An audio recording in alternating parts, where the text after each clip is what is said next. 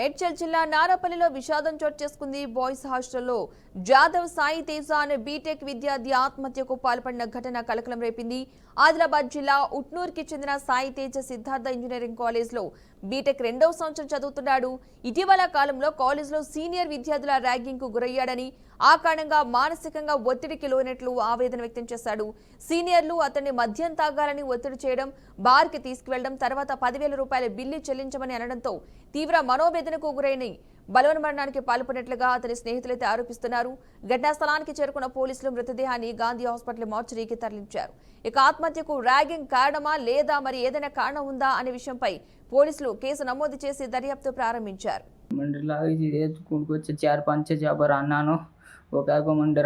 मार रहे थे पिछा ले रहे मार कंती मन आचोरे आगरो कोनी बा कौन को चिन्ना बाबा ना कचे मन मारो बकम्बा मन डर लाग रही जो पिछा मांग रहे मार कंती मर जा रहा जो बा उससे ने बचे बा मन डर लाग रही रे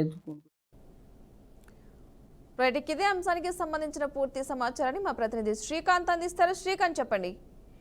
రైట్ పద్మ, ఏదైతే మేడ్చల్ జిల్లా నారపల్లిలో విషాద ఘటన చోటు చేసుకుని చెప్పుకోవాలి. అయితే మేడ్చల్ మల్కాజ్గిరి జిల్లా పరిధిలోని మేడిపల్లి పోలీస్ స్టేషన్ లో పరిధిలోకి వచ్చేటటువంటి నారపల్లిలోని మధు బాయ్స్ హాస్టల్లో జాదవ్ సాయి తేజ 19 కుర్రాడు విద్యార్థి, ఇంజనీరింగ్ విద్యార్థి ఉరివేసుకుని ఆత్మహత్య చేసుకోవడం బాధాకరం అని చెప్పుకోవాలి.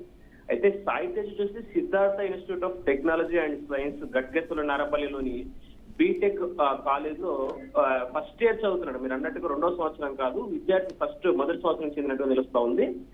అయితే ఈ కాలేజ్ వచ్చేసి మనకు 2008లో స్థాపించబడింది. ఈ JNTUH కి అనుసంధానమై ఉన్న కాలేజీలో, ఇంజనీరింగ్ కాలేజీలలో టాప్ ఇంజనీరింగ్ కాలేజీలో ఇది ఒకటి కూడా చెప్పుకోవాలి. అయితే ఒకసారి మన ఘటన వివరాలను చూసుకుంటే గనక ఈ సాయి తేజ సాయి తేజ వచ్చేసి తన హాస్టల్ గదిలో మధు బాయ్స్ హాస్టల్ ఏదైతుందో నారాపల్లిలోని మధు బాయ్స్ హాస్టల్లో ఉరివేసుకుని మరణించాడు. అయితే ఘటన తెలిసిన వెంటనే స్థానికులు కానీ అటు స్నేహితులను పోలీసులకు సమాచారం ఇచ్చే ప్రయత్నం చేశారు. అయితే ఈ ఆత్మహత్య గల కారణాలను చూస్తే కనుక ముఖ్యంగా స్నేహితుల ఆరోపణలు అనేది ఒకటి వినిపిస్తా ఉంది. స్నేహితుల ప్రకారము అంటే సీనియర్ల ర్యాగింగ్, వేధింపులే ప్రధాన కారణం అంటూ కూడా ఒక మేజర్ కారణం వినిపిస్తుంది. అంటే వారు సాయి తేజను బలవంతంగా మద్యం తాగించి అలాగే బార్లోకి తీసుకెళ్లి సుమారు 10,000 రూపాయల బిల్లు కూడా చెల్లించమని ఒత్తిడి చేసినటువంటి ఇలాంటి కొన్ని సంఘటనలు. ఈ నేపథ్యంలోనే ఈ మానసిక ఒత్తిడికి తట్టుకోలేక తీవ్ర మనోవేదన గురి ఆత్మహత్యకు పాల్పడ్డట్టు కూడా స్నేహితులు ఆరోపిస్తున్నట్టు పరిస్థితి. అంటే ప్రధానంగా అయితే శ్రీకాంత్, సీనియర్లు ఎవరు, వారి డీటెయిల్స్ ఏమన్నా వీళ్ళు చెప్తున్నారా? అంటే ఇప్పటి వరకు ఆ సీనియర్ల డీటెయిల్స్ పూర్తిగా తెలియలేదు. అయితే ఇప్పుడు ఈ సీనియర్లు ఎవరైతే ఉన్నారో ఫుల్గా మద్యం తాగించి ఒత్తిడి చేయడం వల్ల ఇలా జరిగిందనేది ఎవరైతే సాయి తేజ స్నేహితులు వాళ్ళు ఆరోపణలు చేస్తా ఉన్నారు. అలాగే పోలీసులు చర్యలు కూడా ఒకసారి చూస్తే కనుక మేడిపల్లి పోలీసులు ఈ ఘటన స్థలానికి చేరుకుని అక్కడ ఏదైతే ప్యానిక్ రూమ్ ఉందో ఆ రూమ్ ని సీజ్ చేసి మృతదేహాన్ని అన్నట్టు అయితే ఈ గాంధీ హాస్పిటల్ తరలించడం జరిగింది.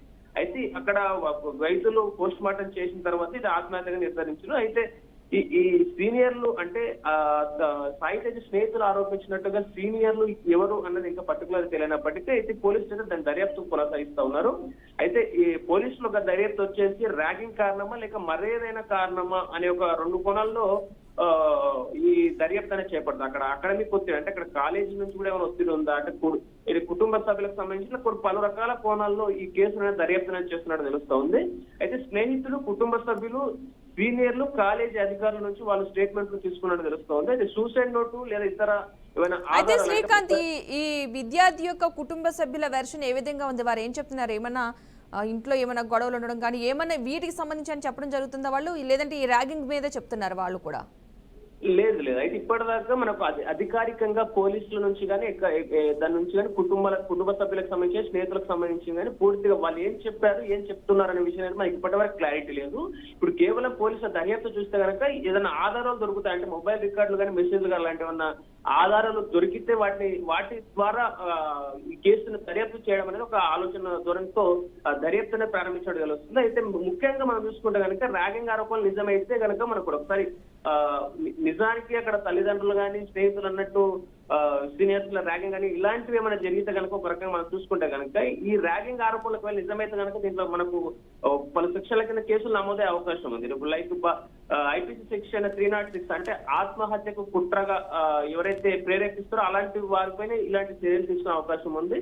ఇది యాంటీ ర్యాగింగ్ యాక్ట్ 2010 కింద కూడా కేసు నమోదు చేసే అవకాశాలు కూడా కనిపిస్తున్నాయి. అయితే ఈ కాలేజీపై కూడా అంటే ఇప్పుడు ఇది అంతా కూడా ఇప్పుడు మేజర్ గా ఇప్పుడు మనకు కనిపిస్తున్న ఒకే ఒక అంశము స్నేహితులు ఆరోపిస్తున్న ఆరోపణలు, సీనియర్లే ర్యాగింగ్ చేయడం వల్ల ఒక మేజర్ ఒక ఆరోపణ పైన మేజర్ ఎక్కువగా దృష్టి సారిస్తున్నట్టు పరిస్థితి. అయితే కాలేజ్ పై కూడా చర్యలు తీసుకునే అవకాశం అయితే ఉంది.